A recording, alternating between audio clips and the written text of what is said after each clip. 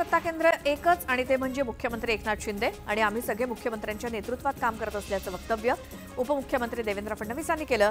Network 18च्या बदलाव हमसे है या कार्यक्रमात उपमुख्यमंत्री फडणवीसांची मुलाखत झाली आणि यावेळी त्यांनी विविध विषयांवरती भाष्य केलं।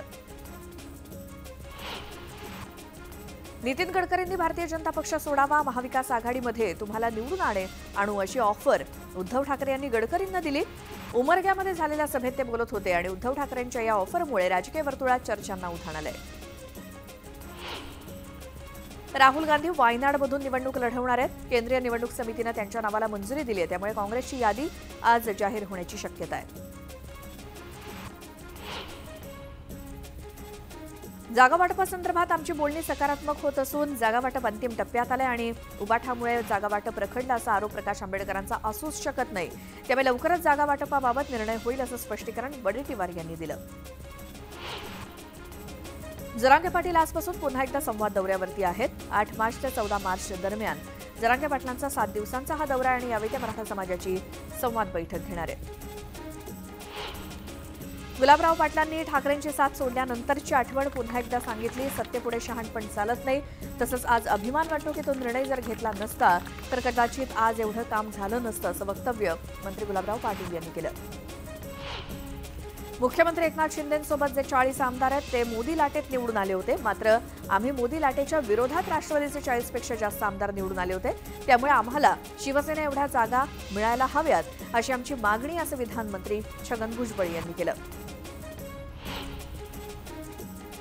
सिंधुदुर्ग जिल्ह्यातील ओबीसी नेत्यांची छगन भुजबळ यांनी सिंधुदुर्गात भेट घेतली आणि यावेळी सिंधुदुर्गातल्या विश्रामगृहात तब्बल 1 तासापेक्षा जास्त वेळ त्यांनी जिल्ह्यातील ओबीसी नेत्यांशी चर्चा केली आणि ओबीसी समाजाच्या नेत्यांनी आपल्या विविध समस्या त्यांच्या समोर मांडल्या, मात्र या बंद खोलीत काय चर्चा झाली याचा तपशील काही मिळू शकलेला नाही।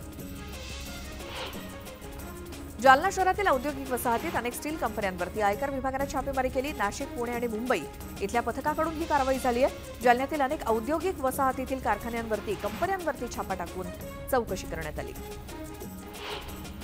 उल्हासनगरमध्ये एका तरुणावरती 6 जणांच्या टोळक्यानं तीक्ष्ण हत्यारांनी जीवघेणा हल्ला केला गेला। हल्ल्याची सगळी दृश्य सीसीटीव्ही कॅमेऱ्यात कैद झाली आहेत। दरम्यान हल्ल्यातील तरुणाची प्रकृती चिंताजनक असून पूर्ववैमनस्यातून हल्ला झाल्याची माहिती मिळते। आमदार रवी राणा हे सध्या मेळघाट दौऱ्यावरती असून त्यांचा दुचाकी चालवतानाचा व्हिडिओ सध्या सोशल मीडियात व्हायरल होतोय। होळीच्या निमित्तानं आपण आदिवासी बांधवांना भेटत असून त्यांच्या समस्या जाणून घेण्यासाठी आणि त्या दूर करण्यासाठी मेळघाटाच्या दौऱ्यावरती असल्याचं रवी राणा यांनी सांगितलंय। तसंच मेळघाटातील आदिवासी मुलांसोबत कबड्डी खेळण्याचा आनंद रवी राणा यांनी लुटला। तब्बल 250 वर्षांनंतर प्रदोष योग आणि महाशिवरात्रीचा एकाच दिवशी अमृत योग आल्यामुळे 12 ज्योतिर्लिंगांपैकी प्रमुख क्षेत्र असलेल्या भीमाशंकर महादेवाच्या दर्शनाला भाविकांनी मोठी गर्दी केली आहे। हर हर महादेवच्या जयघोषात भीमाशंकर परिसर दुमदुमून गेला। परभणीतील पाऱ्याचं शिवलिंग असलेल्या पारदेश्वर मंदिराला महाशिवरात्री निमित्तानं आकर्षक विद्युत रोषणाई करण्यात आली। दर्शनासाठी मंदिरात भाविकांनी गर्दी केली आणि महाशिवरात्री निमित्तानं इथे विशेष उत्सव भरवला जातो। महाशिवरात्री निमित्तानं परभणीच्या सोनपेठ शहराचं ग्रामदैवत असलेल्या भगवान सोमेश्वर मंदिरात 3 दिवस यात्रेचं आयोजन करण्यात आले आणि या यात्रेत विविध धार्मिक सांस्कृतिक कार्यक्रम असणार आहेत। दरवर्षीप्रमाणे या यात्रेला परभणीसह आजूबाजूच्या परिसरातून मोठ्या संख्येनं भाविक दर्शनासाठी येतात। अंबरनाथमधील 965 वर्ष प्राचीन शिवमंदिरात महाशिवरात्री निमित्तानं भाविकांनी मोठी गर्दी केली आणि मध्यरात्रीपासूनच भाविकांनी दर्शनासाठी मोठी रांग लावली। रात्री मंदिरात परंपरागत पाटील पुजाऱ्यांकडून महाआरती करण्यात आली। आजच्या दिवशी 4 लाख भाविक दर्शन घेतील असा अंदाज आहे। तर कोकणची काशी म्हणून प्रसिद्ध असलेल्या देवगडमधील कुणकेश्वर मंदिराच्या जत्रोत्सवाला देखील आजपासून सुरुवात झाली आहे। या वर्षीचा शासकीय पूजेचा मान शालेय शिक्षण मंत्री दीपक केसरकर यांना मिळाला। शासकीय पूजा झाल्यानंतर भाविकांसाठी दर्शन सुरू करण्यात आलं। देवगडमधील पवनचक्की गार्डन भागात आमदार नितेश राणे यांच्या संकल्पनेतून 15 फूट शंभू महादेवाची प्रतिकृती साकारण्यात आली। महाशिवरात्रीच्या पूर्वसंध्येला पूजा करून या मूर्तीचं लोकार्पण आमदार नितेश राणे यांच्या हस्ते पार पडलं। समुद्रकिनारी आणि पर्यटनदृष्ट्या विकसित असलेल्या देवगडमधील महादेवाची ही मूर्ती पाहण्यासाठी भाविकांसह पर्यटकांनी गर्दी केली होती। विधानसभा अध्यक्षांनी दिलेल्या निकालाविरोधात ठाकरे गटाचे सुनील प्रभू यांनी याचिका दाखल केली आणि या याचिकेवरती सुप्रीम कोर्टात सुनावणी पार पडली। दरम्यान पुढच्या 4 आठवड्यात जबाब दाखल करून मूळ कागदपत्र सादर करण्याचे आदेश कोर्टाने विधानसभा अध्यक्षांना दिलेत आणि या प्रकरणी पुढील सुनावणी 8 एप्रिलला होणार आहे। मुंबईतल्या ललित हॉटेलमध्ये काँग्रेसची बैठक पार पडली आणि या बैठकीत लोकसभा निवडणुकीच्या पार्श्वभूमीवर जागा वाटप आणि तिकिटासंदर्भात चर्चा झाली। दरम्यान काँग्रेस नेते राहुल गांधी यांच्या भारत जोडो न्याय यात्रेच्या तयारीसंदर्भात सुद्धा आढावा घेण्यात आला।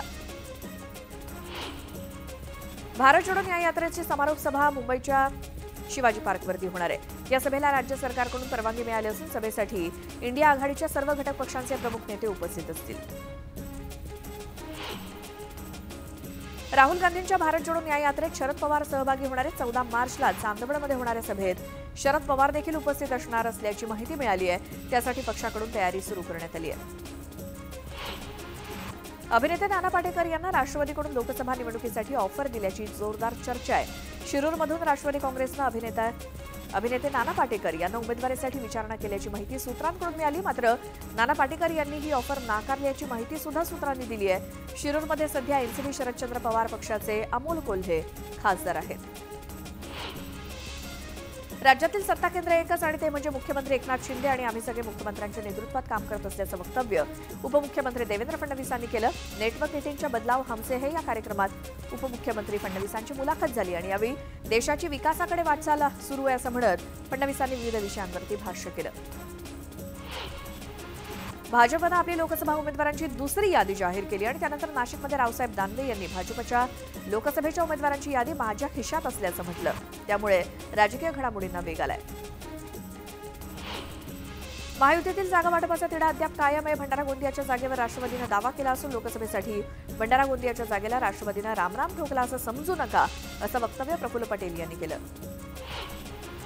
ईव्हीएम हॅकिंग थांबवण्याच्या दृष्टिकोनातून वंचित बहुजन आघाडीचे अध्यक्ष प्रकाश आंबेडकर यांनी मुंबईत पत्रकार परिषद घेतली। यापूर्वी त्यांनी ईव्हीएम कशा पद्धतीने हॅक केले जाऊ शकतात याचा डेमो सादर केला आणि ईव्हीएम शिवाय 400 पार होणं अशक्य असल्याचं म्हणत त्यांनी भाजपवरती निशाणा साधला।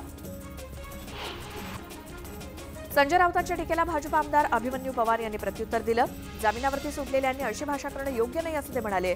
मराठी माणसाला कोणी लुटलं हे सर्व महाराष्ट्राला माहिती असून टोळीचा सरदार कोण हे देखील सर्वांना माहिती आहे, त्यामुळे राऊतांनी सांभाळून बोलावं असा सल्ला अभिमन्यू पवार यांनी दिला। 40 गावात वेगवेगळ्या विकास कामांच्या भूमिपूजनाचा भव्य सोहळा पार पडला आणि या सोहळ्याच्या वर्तमानपत्रातील जाहिरातीत भाजपचे आमदार मंगेश चव्हाण यांनी मंत्र्यांसह जिल्हाध्यक्षांचा फोटो घेतला। मात्र विद्यमान भाजपचे खासदार उन्मेष पाटील यांचा फोटो नसल्यामुळे चर्चांना उधाण आलं। जळगाव तालुक्यातील 5 गावात एकाच दिवशी मंत्री गुलाबराव पाटील यांच्या हस्ते विविध विकास कामांचं भूमिपूजन आणि लोकार्पण करण्यात आलं आणि लोकसभेच्या आचारसंहितेच्या पार्श्वभूमीवर विकास कामांचं उद्घाटन आणि भूमिपूजनाचा मंत्री गुलाबराव पाटील यांच्याकडून धडाका सुरू आहे। मराठा आरक्षणासाठी गावागावात पुढाऱ्यांना गावबंदीचे बोर्ड जे लावण्यात आले होते ते मात्र सरकारकडून काढण्याचे आदेश देण्यात आल्यानं मराठा समाज आक्रमक झालाय आणि नांदेडच्या महादेव पिंपळगाव गावात लोकसभेसाठी लोकसहभाग करून 10 उमेदवार देण्याचा निर्णय घेण्यात आलाय। अवघ्या 2 दिवसांवरती येऊन ठेपलेल्या सहकारी सोसायटीच्या निवडणुका अचानक रद्द करण्याचा निर्णय महाराष्ट्र सरकारनं घेतला। 31 मे पर्यंत या निवडणुका स्थगित करण्यात आल्यात आणि आता या निवडणुका कधी होणार असा प्रश्न उपस्थित केला जातोय।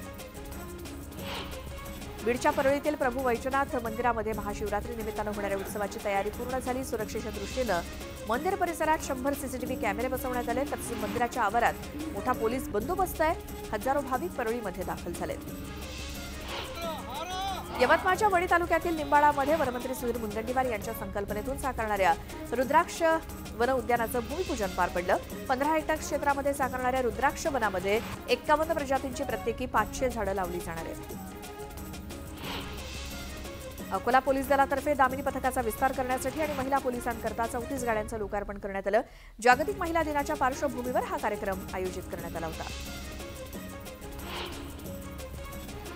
वाशिममध्ये लोकस्वराज्य बांधकाम कामगार संघर्ष समितीकडून जिल्हाधिकारी कार्यालयासमोर धरणं आंदोलन करण्यात आलं।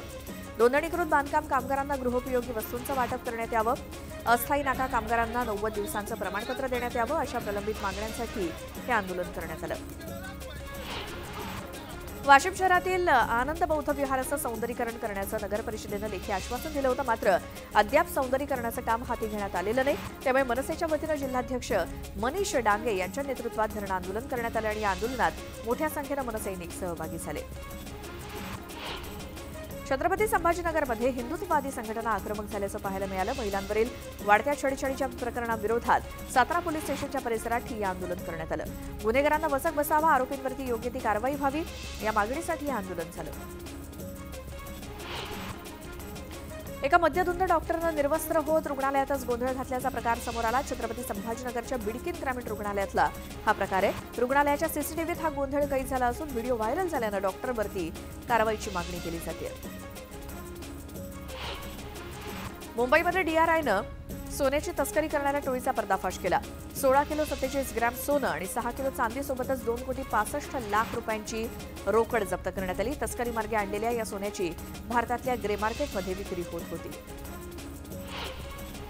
नोकरीचा आमिष दाखवत तरुणांना लाखोंचा गंडा घालणाऱ्या पुण्यातील CKY कंपनीच्या अधिकाऱ्यांना ठाकरे गटाच्या शिवसैनिकांनी जाब विचारत चोप दिला. संबंधित अधिकाऱ्यांना स्वारगेट पोलिसांच्या ताब्यात देण्यात आलंय.